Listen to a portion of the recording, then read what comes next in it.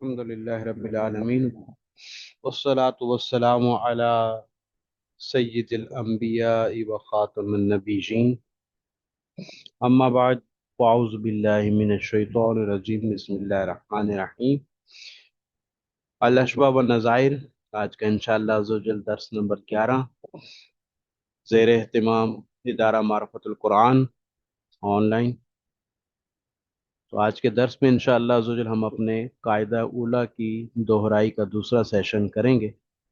پہلے سیشن میں ہم نے حج تک کے مسائل کو کور کیا تھا، آج اس کے بقیہ مسائل کو دیکھتے ہیں۔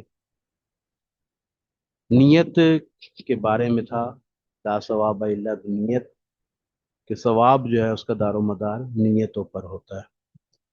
تو جہاد میں اخلاص کی نیت جو ہے نا وہ شرط ہے، کیونکہ جہاد ایک عظیم ترین عبادت ہے۔ جہاد میں ریا کا عنصر جو ہے وہ عمومی طور پہ پایا جا سکتا ہے۔ اخلاص جو ہے وہ ثواب حاصل کرنے کا ایک بنیادی فیکٹر ہے۔ تو بنیادی شرط جو ہے وہ اخلاص سے نیت ہونا چاہیے کہ خالص اللہ تبارک و تعالیٰ کی رضا، دین کی سربلندی کی خاطر جہاد میں اپنی قوت آزمائی کرنی چاہیے۔ تو جہاد کا ثواب نیت پر موقوف ہے۔ اسی طرح وصیت میں، غلام کو آزاد کرنے میں اور خیر کے کاموں میں اگر اللہ تعالیٰ کا قرب حاصل کرنے کی نیت شامل ہوگی تو وہ عمل باعث ثواب قرار پائے گا۔ عقد نکاح، تو نکاح جو ہے وہ عبادت کے مفہوم کے بہت قریب قریب ہے۔ عبادات کے بعد معاملات کی باری آتی ہے تو معاملات میں نکاح جو ہے وہ عبادت کے قریب قریب ہے۔ اس کی ایک وجہ یہ بھی ہے کہ اس کا آپس میں تقابل بھی کیا جاتا ہے کہ نفلی عبادات سے بہتر نکاح کرنا، یعنی ایک بندہ خالص کر دیتا ہے اپنی آپ کی زندگی جو ہے وہ خالص عبادت کے لیے وقف کر دیتا ہے، نفلی عبادت کے لیے وقف کر دیتا ہے، تو نفلی عبادت سے بہتر، افضل نکاح کی سنت پر عمل کرنا ہے۔ دونوں میں تقابل کیا جاتا ہے کہ ایک شخص سے نکاح نہیں کرتا کہ نکاح کی وجہ سے میں حقوق العباد میں میری ذمہ داری آ جائے گی اور میں اللہ تعالیٰ کی عبادت کے لیے اپنی زندگی وقف کر دیتا ہوں، تو اس سے بہتر اور افضل قرار دیا گیا ہے نکاح کی سنت پر عمل کرنا۔ تو نکاح کے ذریعے سے ثواب حاصل کرنے کے لیے پاک دامنی کا، گناہ سے حفاظت کا اور اولاد صالح کی نیت کا ہونا ضروری ہے، جس کے بعد یہ عمل جو ہے وہ عبادت بن جاتا ہے۔ ایجاب اور قبول کا مفہوم، کہ اگر عقد نکاح کے وقت طرفین نے ایجاب و قبول کے الفاظ تو سن لیے لیکن ان کے معانی اور مفاہیم سے ناواقف رہے، تو اس میں فقہا کے دو اقوال ہیں۔ پہلا موقف تو یہی کہ بعض فقہا کے نزدیک معنی کا سمجھنا شرط ہے، لہذا مفہوم سمجھے بغیر نکاح منعقد نہیں ہوگا۔ کہ الفاظ کہے ایجاب و قبول کے الفاظ سے صراحتاً ایجاب اور صراحتاً قبول پر دلالت کرتے تھے، لیکن دونوں عاقدین کو ان کے الفاظ کے معانی کا علم نہ تھا، مفہوم نہیں سمجھتے تھے، تو پہلے قول کے مطابق جو ہے وہ ان کا نکاح نہیں ہوگا، مفہوم سمجھے بغیر نکاح منعقد نہیں ہوگا۔ اور دیگر فقہا کے نزدیک معانی کا سمجھنا شرط نہیں ہے، صرف الفاظ کا سن لینا کافی ہے، نکاح منعقد ہو جائے گا۔ مصنف ابن نجیم کا رجحان بھی اسی قول کی طرف ہے۔ باقی امور مباحہ ہوتے ہیں، سونا، کھانا، پینا، چلنا، تو ان مباح کاموں کی شرعی حیثیت انسان کے قصد اور ارادے کے تابع ہوتی ہے۔ اگر کسی مباح کام سے کسی طاعت الہی کی قوت حاصل کرنا، نیکی تک پہنچنا مقصود ہو تو وہی مباح کام ثواب اور عبادت بن جاتا ہے۔ تو یہ نیت ہی ہے جو مباح کو عبادت کا درجہ دے دیتی ہے، کہ نیت کی وجہ سے مباح کام جو ہیں وہ عبادات بن جاتے ہیں۔ تو مباح کاموں پر ثواب حاصل کرنے کے لیے نیت عبادت الہیہ یا قرب الہیہ کا ہونا بے حد ضروری ہے۔ اگر کسی مباح فعل میں نیکی یا طاعت کی نیت شامل نہ ہو تو وہ عمل محض اپنی اصل درجہ یعنی مباح پر ہی رہے گا، مباح سے بڑھ کر عبادت پر نہیں آئے گا اور اس پر کوئی ثواب مرتب نہیں ہوگا۔ मामलात में, बे में, इकाला में, इजारा, ये नियत पर मौकूफ नहीं होते, अल्फाज पर मौकूफ होते हैं। तो इकाला जो है ये कैंसलेशन ऑफ बे, बे जो है वो खरीदो फरोख्त करना, इजारा जो है वो मुनाफे को बेचना, तो ये नियत पर मौकूफ नहीं होते, नियत के बगैर भी महज अल्फाज से मुनक्किद हो जाते हैं। अगर मुदारे के ऐसे सीगे हैं जो हाल पर दलालत कर सकते हैं, जिनमें हाल के मानी का एहतिमाल रहता है, उसमें अगर नियत हाल कर ली जाती है, ज़माने हाल की नियत कर ली जाती है, तो उससे बे मुनक्किद हो जाएगी, अदरवाइज नहीं होगी। यानी मुदारे के जो सीगे होते हैं दो हाल से खाली नहीं होते। एक तो वो कि जिसमें ज़माने हाल का एहतिमाल रहता है, और एक वो कि जो महज ज़माने इस्तिकबाल के लिए ही दलालत करते हैं। अगर तो वो अल्फाज कि जो ज़माने हाल पर दलालत का एहतिमाल रखते हैं, उनमें अगर नीयत हाल कर ली जाए, ज़माने हाल की नीयत कर ली जाए, तो बे मुनक्किद हो जाएगी। और वो अल्फाज, वो कलिमात के जो ज़माने हाल का एहतिमाल ही नहीं रखते, वो इस्तिकबाल के साथ ख़ास हैं, तो उसमें अगरचे वो नीयत हाल की कर भी ले तब भी बे मुनक्किद नहीं होगी। वो अमर के माना में होता है, वकील बनाने के मामला में हो जाता है। तो बै के इनेकाद के लिए रजामंदी शर्त है। अगर कोई शख्स ला इल्मी में, धोखे में, जबरो इकराह के तहत हिबा करे, तो हिबा के इनेकाद के लिए रजामंदी का होना शर्त है। तो अगर कोई जबरो इकराह के तहत हिबा करता है, रजामंदी ना होने की वजह से ये हिबा सही नहीं होगा। अलबत्ता मजाक में चूंकि रजामंदी शामिल होती है, तो इसलिए हिबा करने से, मजाक में हिबा करने से हिबा जो है वो मुनक्किद हो जाती है। तलाक और गुलाम को आज़ाद करने का हुक्म ज़रा इससे मुख्तलिफ है कि उनके मानी और अल्फाज जाने समझे बगैर भी अल्फाज अदा करने से तलाक और एताक वाक़ हो जाता है, क्योंकि इनमें खुश दिली और रजामंदी शर्त नहीं है। ये वो उमूर हैं कि जो आम तौर पर रजामंदी के बगैर ही मुनक्किद होते हैं, तो लिहाजा इसमें रजामंदी शर्त भी नहीं है, महज अल्फाज अदा करने से तलाक और इताक वाक़ हो जाएगी। अल्लाह जल्ला शानहू के नाम की कसम से, तो अल्लाह जल्ला शानहू के इसमें मुबारक की कसम नीयत और इरादे पर मौकूफ नहीं है। अगर कोई शख्स कसदन, भूल कर, गलती से, सहवन, किसी के दबाव में, इकराह में आकर कसम खाए, तो वो कसम हर सूरत में मुनक्किद हो जाएगी।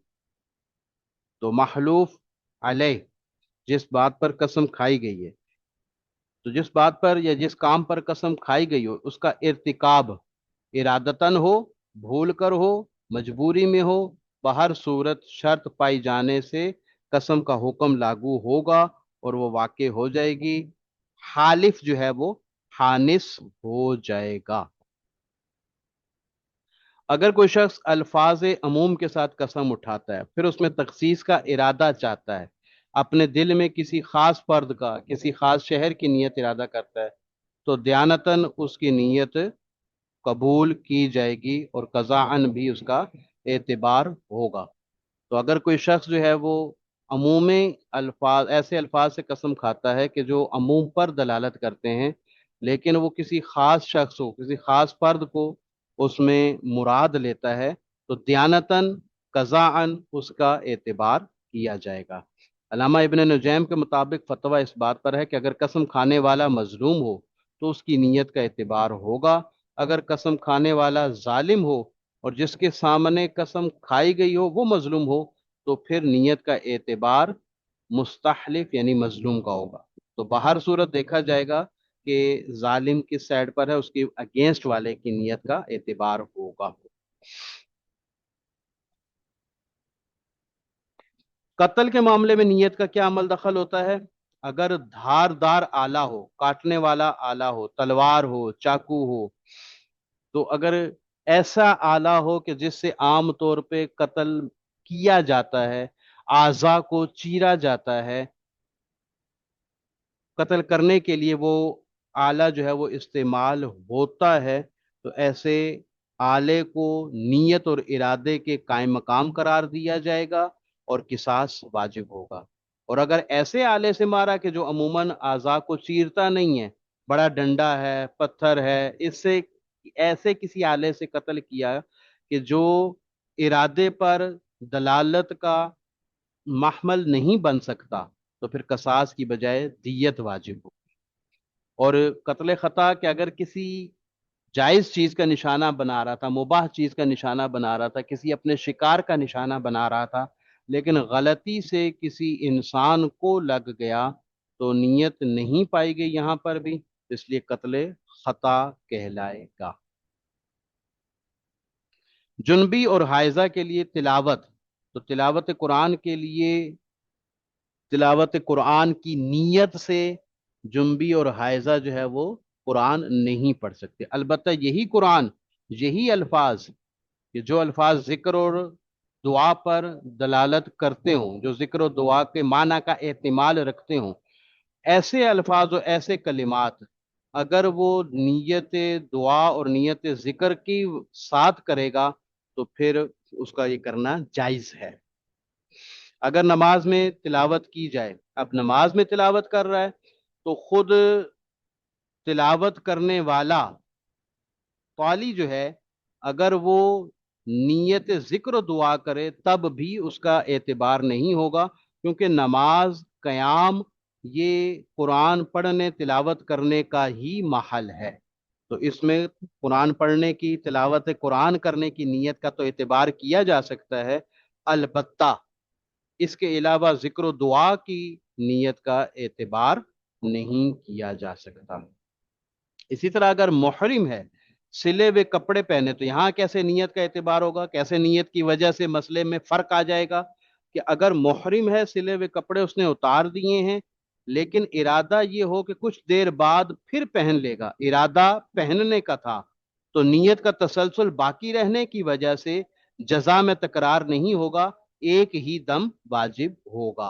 اور اگر کپڑے اس نیت سے اتارے کا بندہ نہیں پہنے گا، یعنی تھوڑی دیر بعد بھی نہیں پہنے گا، مگر پھر دوبارہ پہن لیے، تو نیت پہلے والی منقطع ہو چکی تھی، دوسری نیت آ گئی، تو اب جزا متعدد ہو جائے گی، اس پر دو دم لازم آئیں گے۔ وَعَلَى هَذَا الْقِيَاسِ، اگر تیسری بار پہنتا ہے اور نیت منقطع کر کے، تو تیسرا دم بھی لازم آ جائے گا۔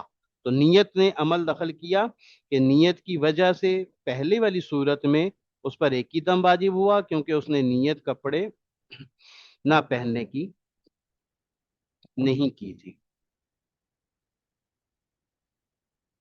اگر کوئی شخص بغیر نیت کے گناہ چھوڑ دے، مثلا موقع نہ ملنے پر جھوٹ نہ بولے، تو وہ گناہ کے مواخذے اور ذمہ داری سے تو بری ہو جائے گا۔ ترک کے گناہ پر ثواب کے لیے تین شرائط ہیں: نفس کا اس گناہ برائی کی طرف میلان اور رغبت پائی جائے، نفس ابھار رہا ہو اس گناہ کی طرف، اور انسان اس گناہ کے ارتکاب کی مکمل قدرت رکھتا ہو، طاقت رکھتا ہو، قدرت ہونے کے باوجود، طاقت ہونے کے باوجود، کامل اختیار ہونے کے باوجود، محض خوف خدا کی وجہ سے خود کو اس برائی سے، اس گناہ سے دور رکھتا ہے، تو اب تو اس ترک گناہ پر اس کو ثواب ملے گا۔ ویسے تو عام طور پر انسان جو ہے، جیسے کسی سے بات کر رہا ہے، کسی سے کھانا کھا رہا ہے یا نماز پڑھ رہا ہے، تو ایسے اوقات میں بندہ سینکڑوں گناہوں سے بچا ہوا اور محفوظ ہوتا ہی ہے، تو کیا سینکڑوں گناہوں کے ترک کرنے کا اس کو ثواب ملے گا؟ نہیں ملے گا۔ ترک گناہ کا ثواب جو ہے وہ ان تین شرائط کے ساتھ مشروط ہے۔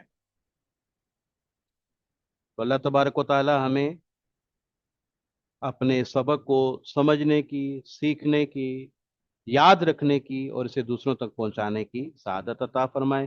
سبق کے متعلق کوئی سوال ہو تو ضرور ارشاد فرمائیے۔ وآخر دعوانا ان الحمد للہ رب العالمین۔